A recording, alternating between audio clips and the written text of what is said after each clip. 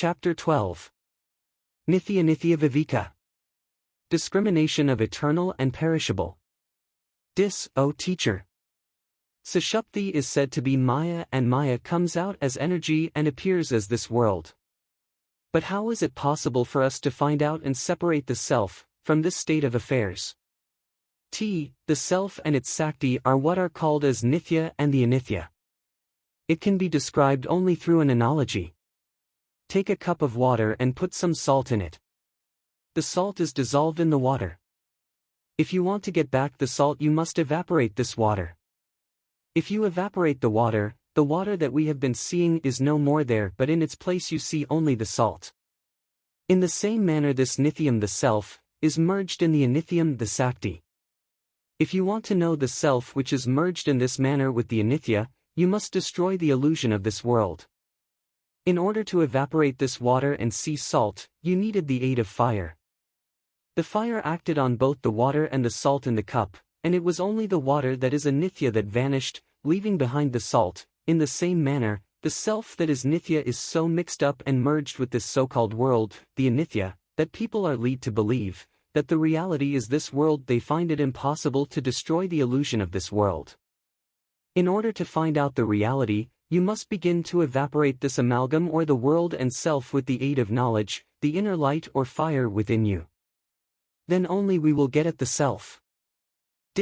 O teacher. How is it possible to evaporate and annihilate this illusion of the world with the aid of knowledge? Pray tell me, how is it to be done? Are you Nithya or Anithya? The state of I is Anithya. Has it decay? Yes. This I is perishable. If you don't have this I, do you have this world?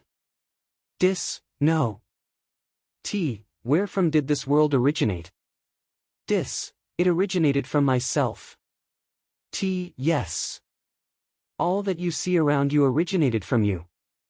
People generally say, my country, my mother, my father, my wife, my son, my caste, my house, my property, and I want status, I want honor, I want happiness, and so on.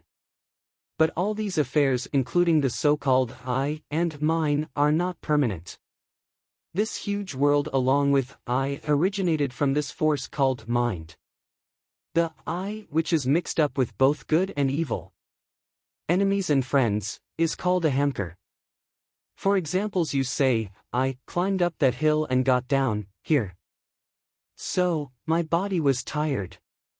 In this, I did not become tired, but it is the body that became tired. I take another sentence. My toe struck against a stone and began to bleed, and my life seemed to ebb out with the pain. Here also the I is safe, but it is the life that is affected. I got frightened at that sound and my mind became confused. Here also, it is not the I that become confused but the mind. So, in all the above said instances the I is safe, but it is something related to it that is affected. Take another instance. You and a few others were chit-chatting. Just then an intruder comes and abuses you. You get so much ashamed and come home and say, such and such a person abused me and I felt so small. Here is it your body that felt small or your mind or life? Here is the I that became so small, not your body or life. This I is the ahamkara which prides in its own self-conceit. Take another instance. You discuss with another person a certain topic and you gain your point. Then you say, he and I disputed and I defeated him.